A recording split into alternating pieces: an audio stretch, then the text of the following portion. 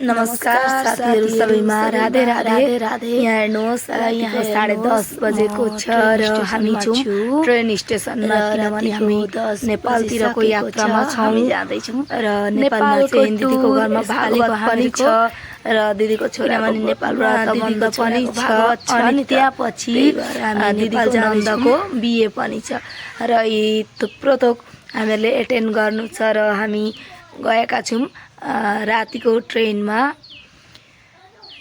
यहाँ हेर्नुहोस् हामी जाँदा जाँदै ट्रेन स्टेसनमा छौँ र अब म देखाउँदैछु तपाईहरुलाई हामी सिलिगुडी जङ्सनमा नामिसकेका छौँ।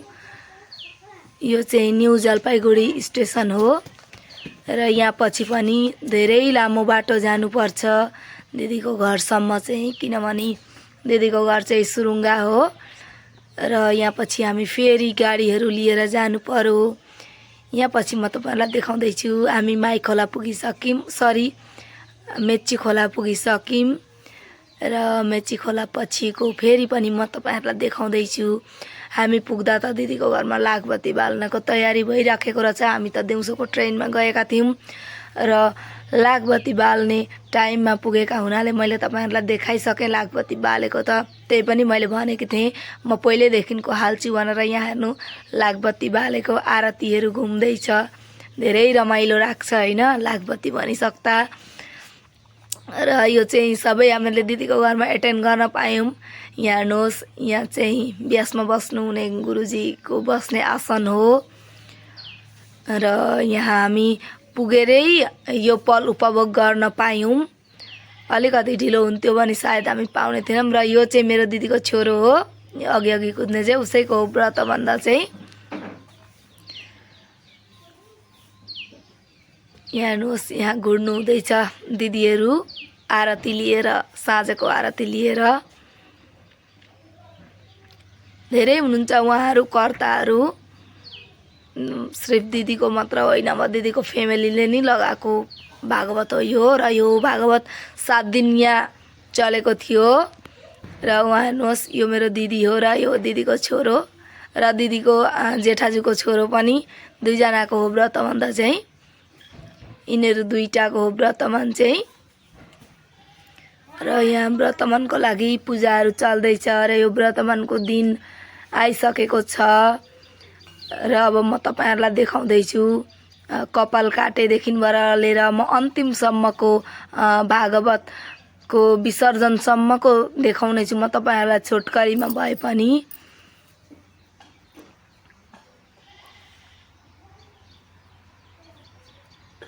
र उता बस्ने चाहिँ उनीहरूको मामा हो यो सानो भाइको र यता बस्ने चाहिँ हाम्रो दादाहरू र यो सानो भाइको मामा हो।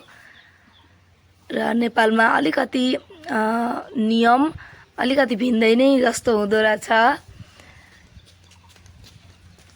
यहाँ तपाईहरु हेर्न सक्नुहुनेछ नेपालको नियम पनि कस्तो हुँदो रहेछ भन्ने हामीहरूले पनि उपभोग गर्न पायौँ। अब यो अवसर हामीहरूलाई पनि मिल्यो।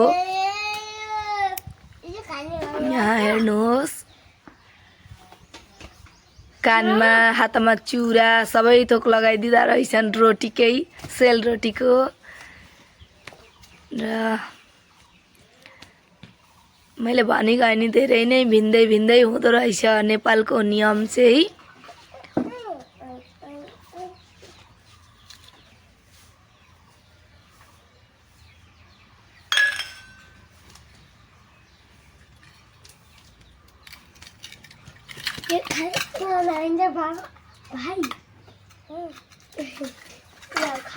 र यहाँ स्टार्ट भइसकेको छ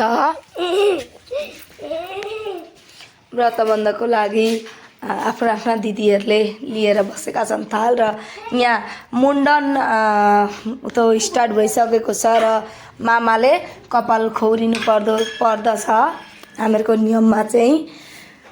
र यहाँ दुईटा मामा भेला भइसक्नु भएको छ भाइका चाहिँ। र यहाँ हेर्नुहोस् अब त स्टार्ट भयो पहेँला ड्रेसमा र व्रतबन्धको कार्यसूची आरम्भ भइसकेको छ। र अब म यसमा हामी हाम्रो भिक्षा दिन्छौँ हामी उनीहरूलाई। यहाँ हेर्नु हामी भिक्षा दिन पनि रेडी भइसकेका छौँ। यो चाहिँ हामी माओली हौँ है र माओलीको चाहिँ अलिकति भिन्दै हुनुपर्छ अरे र यो चाहिँ उनीहरूको घर फ्यामिली हो अब। अनि त्यहाँ पछि अर्को पनि छ, अर्को बाबाको माओली हो। यो चाहिँ अर्को सिएनु भाइको माओली हो र आफ्ना आफ्ना माओली एक्स्ट्रा बस्नु पर्दो रहेछ। र यहाँ स्टार्ट भइसकेको छ भिक्षादान। भिक्षादानमा चाहिँ मामाको धेरै नै ठुलो हात हुँदो रहेछ।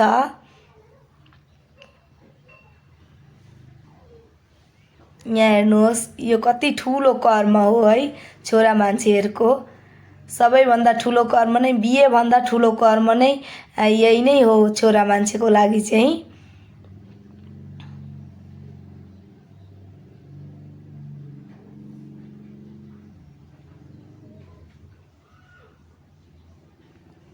धेरैजना नै थियौँ अब भिक्षा दिने त र धेरै टाइम लाग्यो भिक्षा प्रतियोगितामा पनि।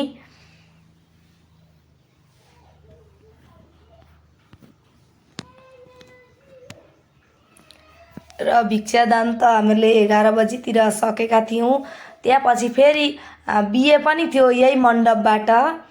बिहे पनि दिदीको नन्दको थियो र त्यही भएर छिटो गरेर भिक्षादान चाहिँ हामीले 11 साढे 11तिरमा सक्नु परेको थियो किनभने दिउँसोकै बिहे थियो र जन्ती पनि आउने पहाडबाट हुनुहुन्थ्यो अरे।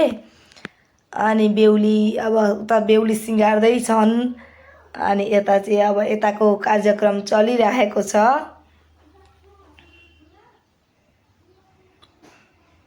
यहाँ हेर्नु सबै कार्य सकिएर यहाँ गौदान भइसकेको छ। बिहे सबै सकिएर त्यहाँ पछि गौदान पछि त भागवत विसर्जन हो र यहाँ गौदान गर्नु हुँदैछ।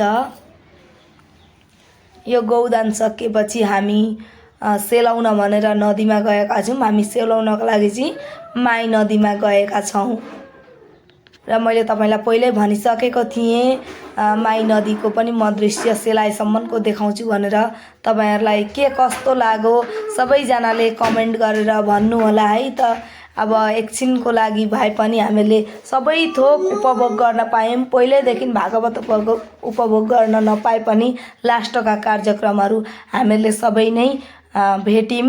त्यसैको लागि हामी पनि आभारी छौँ र सबैजनामा यति हेर्दिनको लागि धेरै धन्यवाद छ।